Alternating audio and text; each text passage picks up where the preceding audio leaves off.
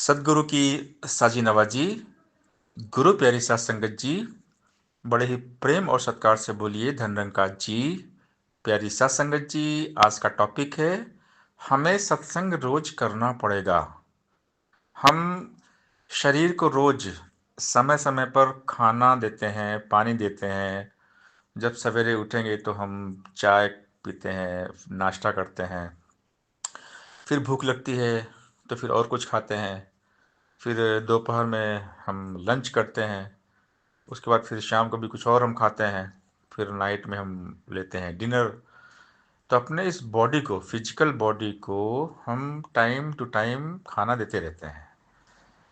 तो हमको लगती है भूख, तो हम खाते हैं, क्योंकि शरीर है, इसको प्रोटीन विटामिन चाहिए, टाइम टू टाइम इसको खाना चाहिए। अगर इस शरीर को, हमारी फिजिकल बॉडी को हम खाना पीना नहीं देंगे, प्रोटीन विटामिन नहीं देंगे, तो ये हमारा बॉडी कमज़ोर पड़ जाएगा। इसलिए हम समय समय पर खाते पीते रहते हैं। बस यही हाल हमारी आत्मा का है। हमें आत्मा को भी रोज समय समय पर सत्संग, सेवा और सिमरन का खुराक देना पड़ेगा। आत्मा को रोज सत्संग की खुराक चाहिए, क्योंकि भूख लगती है आत्मा को भी। आत्मा भी प्यासी है परमात्मा के लिए। आत्मा को परमात्मा चाहिए। जिस प्रकार हमारी बॉडी को, जो फिजिकल हमारी बॉडी है, इसको हम खाना नहीं देंगे, पानी नहीं देंगे, तो हमारा बॉडी वीक हो जाएगा। ठीक इसी प्रकार अगर हम अपनी आत्मा को सत्संग नहीं देंगे, सुमिरन नहीं करेंगे, ध्यान नहीं करेंगे, भजन कीर्तन नहीं करेंगे, तो हमारी आत्मा कमज़ोर होती है, हमारा मन कमज़ोर होता है, हम बहुत निर्बल होते हैं। ये ज़रूरी नहीं कि हमारा केवल बॉडी ही हमारा वीक हो जाएगा, हमारा शरीर कमज़ोर हो जाएगा, हमारी आत्मा भी कमज़ोर हो जाती है। इसलिए सत्संग रोज करना चाहिए, और हो सके तो दिन में 3 बार करें। अपने घर में ही हम सुमिरन करें, पूरा परिवार को लेकर के साथ में हम संपूर्ण अवतारवाणी शब्द पढ़ें या संपूर्ण हृदयवाणी शब्द पढ़ें, गुरु की चर्चा करें, निरंकार का यशोगान करें, सुमिरन करें। एक आधे घंटे का, 1 घंटे का माहौल अपने घर में ही बनाएं सत्संग वाला। क्योंकि हमारे भवनों में तो कहीं वीकली सत्संग होती है और कहीं की सत्संग होती ही नहीं है। क्योंकि दास गांव एरिया से यहाँ बिलोंग करता है, घूमता है गांव में, तो हर गांव में सत्संग नहीं होती है। हाँ, शहरों में हफ्ते में सत्संग होती है, और जो महानगर है, दिल्ली है, मुंबई है, यहाँ तो दिन में 2 बार 3 बार भी सत्संग होती है। तो जो महानगर है, जो वहाँ रहते हैं, वो तो सत्संग 2 बार 3 बार कर सकते हैं।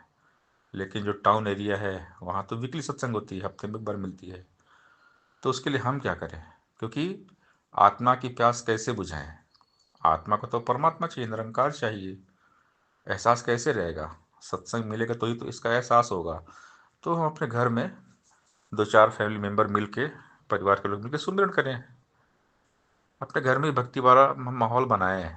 क्योंकि आत्मा कमज़ोर नहीं होना चाहिए।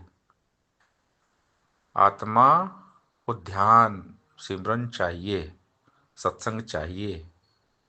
अगर हम सत्संग नहीं करेंगे तो निरंकार भूल जाएगा। निरंकार को याद करना है तो सत्संग बहुत ज़रूरी है। सत्संग रोज़ करना चाहिए, जितना ज़्यादा हो उतना करना चाहिए। सत्संग कभी नहीं छोड़ना चाहिए।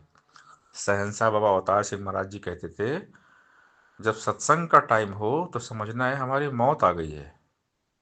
क्योंकि मौत टाइम नहीं देती है।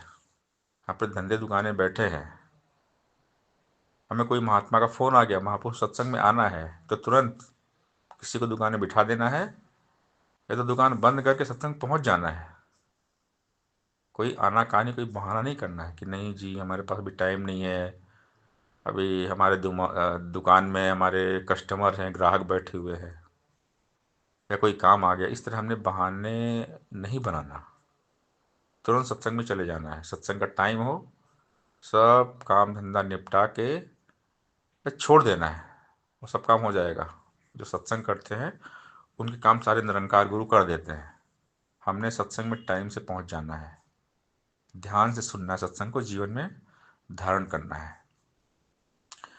अगर हमने बहाना बनाया तो संसारी समझा रहे हैं कि बहाना नहीं चलता है। बहानेबाजी सत्संग के टाइम पे नहीं चलती है, क्योंकि सत्संग का जब टाइम हो समझना है मौत आ गई है। क्योंकि मौत से हम क्या बोलेंगे, मौत आई हमारी तो फिर तो मौत तो सुनती नहीं किसकी। अब दुकान में ग्राहक है, कस्टमर है, या कोई और काम बाकी है, मौत तो बोलती बस चलो अब ये कस्टमर को छोड़ो, ये दुकान छोड़ो, तुम्हारा टाइम हो गया अब चलो। तो मौत तो उड़ा ले जाएगी, मौत तो सुनने वाली है ही नहीं। तो बस यही शहंशाह जी समझा रहे हैं कि सत्संग का टाइम हो तो समझना है मौत आ गई है, चुपचाप सत्संग चले जाना है। आत्मा का कल्याण करो। आत्मा को चाहिए सत्संग। ये जो रुपया पैसा धन दौलत प्रॉपर्टी है ना, ये साथ में जाने वाली कुछ नहीं है, यहीं तक है बस। ये सब शरीर तक सीमित है। ये माया केवल गुजरान है, और ये माया भक्ति का साधन है। इसको भक्ति में लगाना है, तन मन धन जो मिला है ना, ये प्रभु की सेवा में लगाना है, सदगुरु की सेवा में, संतों की सेवा में लगाना है। तो सत्संग की महिमा अपरंपार है। एक घड़ी आधी घड़ी, आधी में पुनियाद, तुलसी संगत साधु की कटे कोटि अपराध। संत मिलन को जाइए, तज ममता अभिमान, जीव जो पग आगे बढ़े कोटिन्य के समान। सत्संग है वो ज्ञान सरोवर, इसमें जो नहाएगा संत वचन के हीरे मोती और जवाहर पाएगा।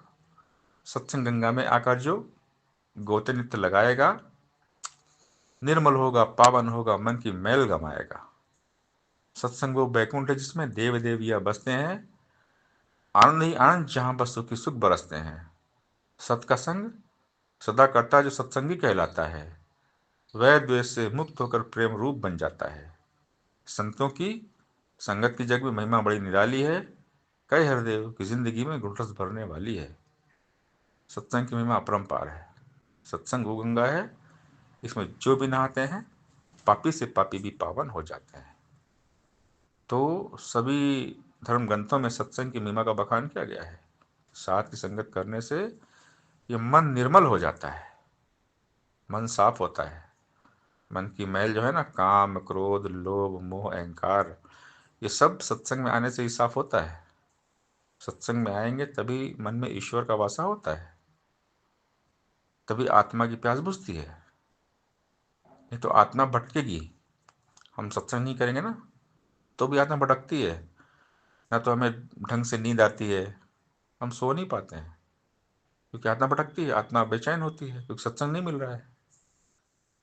तो सत्संग करते हैं ना, वो बिल्कुल पूरा दिन अच्छा जाता है उनका, और चैन से सोते भी हैं। तुलसी राम भरोसे निर्भय होके सो। लेकिन कब, जब सत्संग करेंगे तब। सत्संग नहीं करेंगे तो आत्मा मन सब कमजोर होंगे, मन हमारा निगेटिव हो जाएगा, क्योंकि माया में जाएगा। और जब इस मन में माया आती है ना, तो मन में निगेटिव थॉट्स आते हैं। आदमी टेंशन में रहेगा, डिप्रेशन चिंता में रहेगा, परेशान रहेगा, चेहरा मुरझाया रहेगा, हताश निराश उदास रहेगा। हम देखें जो लोग सत्संग नहीं करते संसार में ना, जो भक्ति करते ही नहीं है, कितने टेंशन में रहते हैं, वो रोते रहते हैं कि दास ने देखा है। दास बिल्कुल सब बोलता है, क्यों? दास ने देखा है। जो देखा है उसको बोलना चाहिए।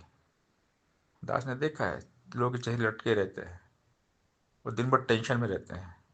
कहीं घर में मारपीट हो गया, झगड़ा हो गया, कहीं प्रॉपर्टी को लेके विवाद, कहीं कोर्ट में केस चल रहा है, कहीं यहाँ परेशान कहीं वहाँ परेशान। आदमी परेशान रहता है, बहुत दुखी है। दुनिया में बहुत दुख है, क्योंकि भक्ति नहीं करते, भगवान को भजते ही नहीं है। जब भक्ति की बात आती है, बहुत काम है, टाइम ही नहीं है भक्ति करने का, सत्संग करने का टाइम ही नहीं है।